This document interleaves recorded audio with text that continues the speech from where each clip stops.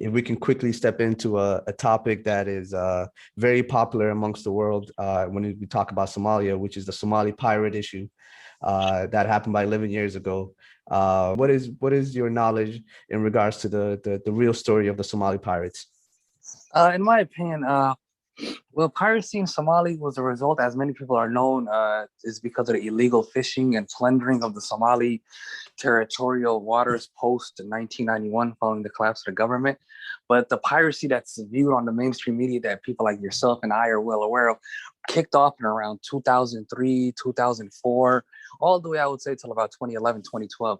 And in most cases, what you had, these were actual ordinary fishermen from the coastal communities who had their livelihoods destroyed because of the illegal fishing or because of the toxic waste that was being dumped. And, they got to a point where they had no choice, but they just like, forget it. And they just picked up arms and they started attacking these ships and holding them for ransom. And they were getting cashed out millions and millions. That's what the root cause of the piracy was. I feel like it's because they brought the people to the brink. Once you bring a man to the brink, he'll do anything. And this is what a lot of these fishermen were from the coastal communities, So that's what I would say the reason, the cause and the reason behind the whole piracy movement. But I don't consider it really piracy. I kind of feel like it's Robin Hood because, if you look at it, a lot of times what happens when these individuals come up on money, $2 million, $3 million ransom. A lot of times there was reports that they'll probably invest in their communities and they'll, give back to the community. It happened more than once. So, that's the real reason behind piracy. But as of today, 2021, it doesn't exist because Somalia is militarized both on land and sea, and there's a EU naval force right now patrolling Somali territorial waters that is supported by the EU. And there's thousands of EU naval ships. They say they're there to fight piracy, but they don't catch no pirates because it's militarized. No one is gonna, try to, hijack a ship if there's army ships there, So as of right now, that's the situation. The piracy movement pretty much died out over the past decade since the militarization really kicked in. But that's the root cause behind piracy: plundering and stealing Somali resources. Yeah, and it's crazy how the movie Captain Phillips really changed the image of Somalians. And I remember my personal story. I remember watching that movie with my friends, and all of them were a group of white guys.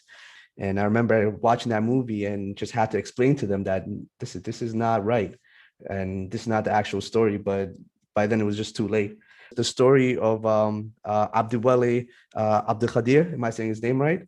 The 16-year-old who was vilified as the main character in the movie, and what's his story?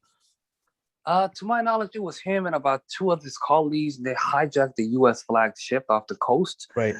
And I guess they held the crew hostage for 48 hours and they put them, I believe, onto a raft or something like that to try to take them back onto shore into Somalia so they could start demanding ransom and things like that. But I guess two of his colleagues were killed during a rescue operation by the U.S. Special Forces, and he was captured alive. And what happened next was completely wrong because he was extradited to U.S. to face trial for piracy. You know what I mean? Even though the crime occurred off Somali territorial waters. So yeah, and he was 16 years old, and yeah, that's the most interesting part about it too. Yeah, he was 16, and the thing is, they tried him as an adult. Usually they wouldn't, but the thing is, this is where I really believe there's a lot of cultural ignorance in the American and Western legal system, and where the guy is 16, he's claiming he's 16. You guys don't believe it, right? But at the same time, you can't prove he's over 18. You know what I mean? What they did during the court hearing, because he was arrested in 2009 but convicted in 2011. What happened during the court hearing was they called his father to testify. His father's in Somalia. They called him over the phone to testify and to confirm that his age is 16.